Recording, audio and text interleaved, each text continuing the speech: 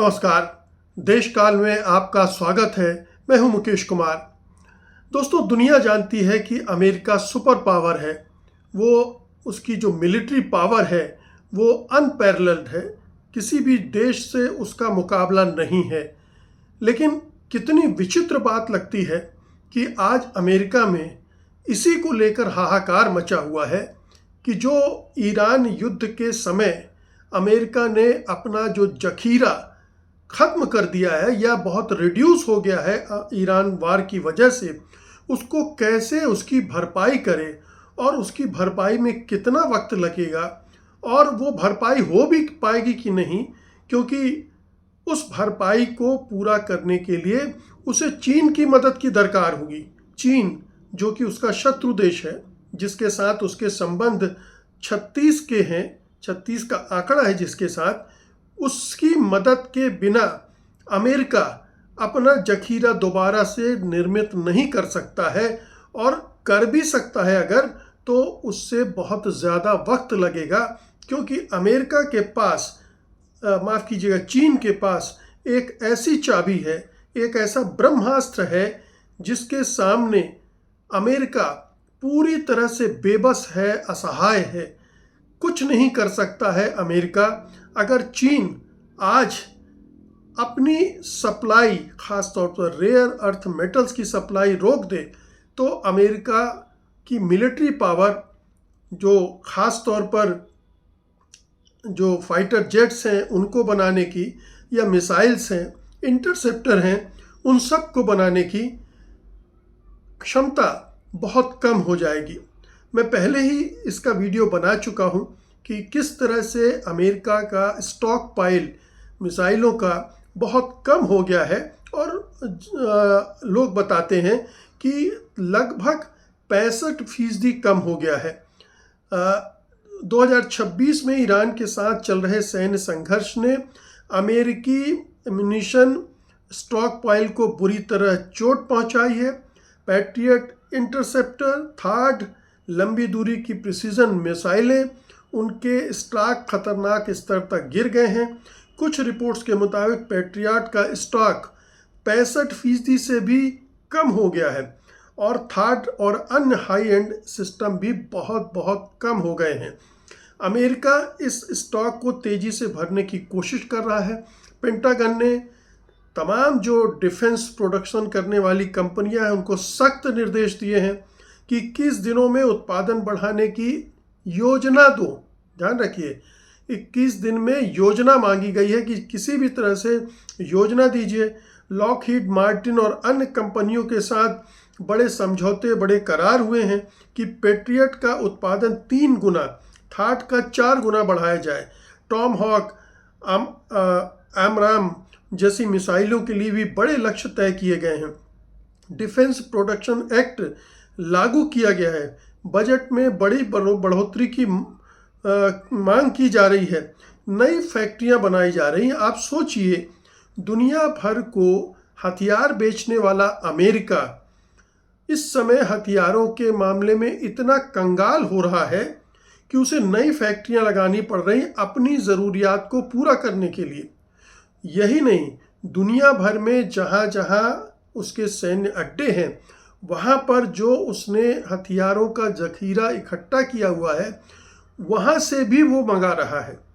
सोचिए, इतनी critical stage है अमेरिका की कि आज अगर अमेरिका की जंग हो जाए रूस से या चीन से, रूस तो फिर भी शायद मुकाबला करने में मुश्किल होगी, लेकिन अगर चीन से हो जाए तो क्या स्थिति होगी। अगर चीन आज ये तय कर ले कि ताइवान को वो अब अपने मेनलैंड में मिलाएगा, तब अमेरिका क्या करेगा? क्या अमेरिका जंग लड़ने पहुंच जाएगा? और जंग लड़ने पहुंचेगा तो किन हथियारों के बूते जंग लड़ेगा? ये एक बहुत असाधारण परिस्थिति अमेरिका में बन गई है। और जो प्रोडक्शन की लाइन बता रहे हैं, टाइम लाइन, वो बता रहे हैं कि 2029, 2030, 2035 ये टाइमलाइन के साथ प्रोडक्शन की बात की जा रही है। यानी ये जो क्राइसिस पैदा हुई है, ये साल, 6 महीने और 2 साल की नहीं है। ये 5, 7, 8, 10 साल की क्राइसिस पैदा हो रही है। और इसीलिए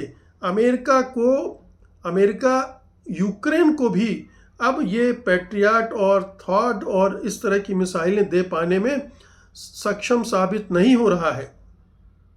इतनी क्रिटिकल स्थिति हो गई है। और क्रिटिकल स्थिति हो गई है, अमेरिका के पास साधन हैं, संसाधन हैं, पैसा है, वो बहुत पैसा झोंक कर अपने उत्पादन को बढ़ा सकता है। लेकिन सवाल इससे भी बड़ा है और मैं आज उसी सवाल पर बात कर रहा हूँ। बात ये है कि ये जितने भी मिसाइल्स हैं या जितने भी ये फाइटर जेट्स हैं, उन सब में जो रेयर अर्थ मेटल्स लगते हैं वो कहाँ से आएंगे, क्योंकि ये दुर्लभ धातुएं हैं जिनके बिना आधुनिक फाइटर जेट, मिसाइल और एयर डिफेंस सिस्टम बन ही नहीं सकते। ये हथियार ना तो मिसाइल है ना परमाणु बम। बाकी के जो मिसाइल जो मैंने बताया उनके साथ ये दिक्कत हो रही है। और कहा यह जा रहा है कि चीन ने बिना एक गोली दागे भी अमेरिका को पस्त कर दिया है। यानी अमेरिका ईरान युद्ध लड़ने गया, चीन चुपचाप बैठा रहा, ईरान की पीछे से मदद करता रहा और ईरान ने अमेरिका का जो हथियारों का खजाना है उसको खाली करवा दिया अपनी ड्रोन और सस्ती मिसाइलों के बूते। और अमेरिका ने अपनी महंगे पैट्रियट मिसाइलें, थॉड मिसाइलें इस्तेमाल की और अमेरिका के जितने भी सैन्य अड्डे थे पूरे खाड़ी के देशों में, उनमें से ज़्यादातर को ईरान ने नष्ट कर दिया है। तो उन अड्डों को फिर से खड़ा करने की स्थिति में भी अमेरिका नहीं रह गया है। खैर वो दूसरी चीज़ है, लेकिन सबसे बड़ी महत्वपूर्ण बात है कि ये जो रेयर अर्थ मेटल्स हैं इन पर चीन का पूरा कब्जा जमा हुआ है। अगर वो सप्लाई रोक दे या थोड़ा सख्ती कर दे तो अमेरिका के हथियार बनाने के कारखाने रुक सकते हैं। आज हम इसी पे बात कर रहे हैं और इसे अमेरिका के मौजूदा आर्थिक संकट से भी, हथियार संकट से भी जोड़कर देखेंगे। सबसे पहले समझते हैं कि ये रेयर अर्थ मेटल्स हैं क्या और हथियारों में इनकी कितनी बड़ी भूमिका है। ये रेयर अर्थ मेटल्स बेसिकली 17 तत्व हैं। Neodymium, dysprosium, samarium, terbium, yttrium और कई अन्य दिखने में मामूली लेकिन आधुनिक युद्ध के आधार हैं। जैसे F-35 फाइटर जेट को लीजिए, अमेरिका का सबसे आधुनिकतम फाइटर जेट है। इसमें सैकड़ों किलोग्राम रेयर अर्थ मटेरियल लगता है।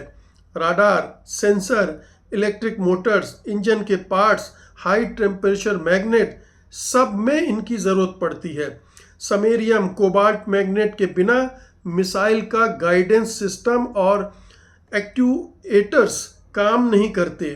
पैट्रियट, थॉड, प्रिसीजन गाइडेड मिसाइल, लगभग हर एडवांस्ड हथियार इन रेयर अर्थ मेटल्स पर डिपेंड करते हैं। अब आंकड़े देखिए, अमेरिका अपने रेयर अर्थ का लगभग 70% चीन से इंपोर्ट करता है। कुछ हैवी रेयर अर्थ्स पर निर्भरता तो लगभग 100% है। माइनिंग में चीन का हिस्सा 60% के आसपास है, लेकिन असली ताकत इन रेयर अर्थ मेटल्स के प्रोसेसिंग में है। दुनिया की 85 से 90% रेयर अर्थ प्रोसेसिंग और मैग्नेट का निर्माण चीन के हाथ में है, चीन के नियंत्रण में है, कब्जे में है। चीन ने 2025 से इन पर एक्सपोर्ट कंट्रोल भी लगाए हुए हैं। जब ट्रंप साहब ने टैरिफ और ये सब खेल खेलने शुरू किए तो ये मास्टर की है चीन के पास, उसने लॉक कर दिया। अब जो एक्सपोर्ट कंट्रोल लगाए हैं, कैसे लगाएं? लाइसेंसिंग, कुछ जो मेटल्स हैं उन पर पाबंदी लगा दी है, एलिमेंट्स पर अमेरिकी कंपनियों को ब्लैकलिस्ट किया है और धीरे धीरे वो सारी चीज़ें उसकी जो हैं वो कमज़ोर कर रहा है अमेरिका की। अब सोचिए, अगर चीन सप्लाई पूरी तरह से रोक दे या सप्लाई कम भी कर दे तो अमेरिकी डिफेंस कंपनियों के पास कच्चा माल खत्म हो जाएगा। नई मिसाइलें नहीं बन सकेंगी, फाइटर जेट का उत्पादन रुक जाएगा या बहुत धीमा पड़ जाएगा, और जो मौजूदा स्टॉक की कमी है उसको दोबारा भरना लगभग असंभव हो जाएगा। ये ठीक वैसी स्थिति है जैसी सन त्जू ने कहा था, ये चीनी विद्वान थे, कि दुश्मन को बिना लड़े हरा देना। चीन अमेरिका को उसी चीज पर निर्भर बनाकर बैठा है जिसकी उसे सबसे ज़्यादा ज़रूरत है। तो बिना लड़े चीन अमेरिका को हरा रहा है और अमेरिका छटपटा रहा है। अमेरिका परेशान है, बेचैन है। ट्रंप ने बहुत सारे समझौते कर लिए, यूक्रेन से, इधर से उधर से, पाकिस्तान से, रेयर अर्थ मिनरल्स के लिए, लेकिन अभी तक कुछ कहीं से बात बनी नहीं है और चीन पर निर्भरता बनी हुई है। ऐसे में क्या होगा? ऐसे में ये बुरी तरह से उसका प्रोडक्शन प्रभावित हो रहा है। अमेरिका इस दोहरी समस्या को समझ रहा है। एक तरफ वो मुनीशन यानी गोला बारूद उत्पादन बढ़ा रहा है, दूसरी तरफ रेयर अर्थ की निर्भरता कम करने की कोशिश भी कर रहा है। जैसा मैंने कहा, प्रोजेक्ट वॉल्ट नाम से $12 बिलियन का स्ट्रेटेजिक मिनरल्स रिजर्व बनाया जा रहा है। एमपी मटेरियल्स जैसी कंपनियों में सरकार ने खुद इक्विटी ले ली है।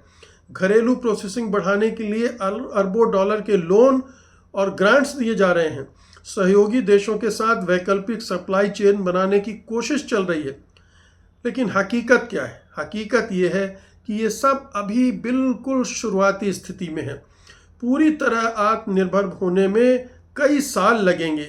इस बीच अगर चीन सप्लाई पर और दबाव डाले तो अमेरिका की सैन्य तैयारियां प्रभावित हो सकती हैं, और ख़ास तौर पर बड़े संघर्ष की स्थिति में। ये सिर्फ आज की कमी की बात नहीं है, ये भविष्य की कमजोरी की भी बात है। अमेरिका तेज हथियार बनाना चाहता है, उतना ही वो इन दुर्लभ धातुओं का भूखा है, और चीन इस भूख को अच्छी तरह से जानता है, इसलिए वो खेल खेल रहा है। देखिए, सवाल सिर्फ इतना नहीं है कि अमेरिका को अगर रेयर अर्थ मेटल्स नहीं मिले तो वो हथियार नहीं बना पाएगा, उसका जो भंडार खाली हो गया है उसको कैसे भरेगा। ये भी ध्यान रखिए कि आगे की लड़ाइयों के लिए जो रिसर्च करना है, जो नए हथियार बनाने हैं, उसके लिए भी इन रेयर अर्थ मेटल्स की ज़रूरत पड़ती है।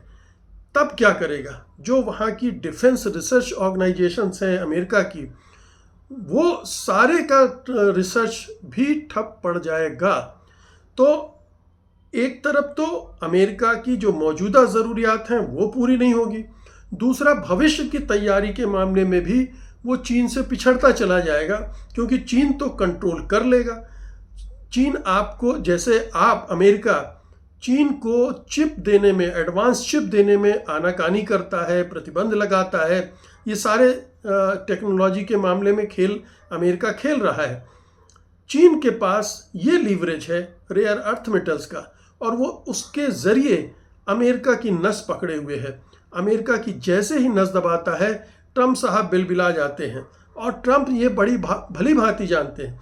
इसीलिए वो चीन को नाराज़ नहीं कर रहे हैं, शी जिनपिंग को खुश करने की कोशिश कर रहे हैं।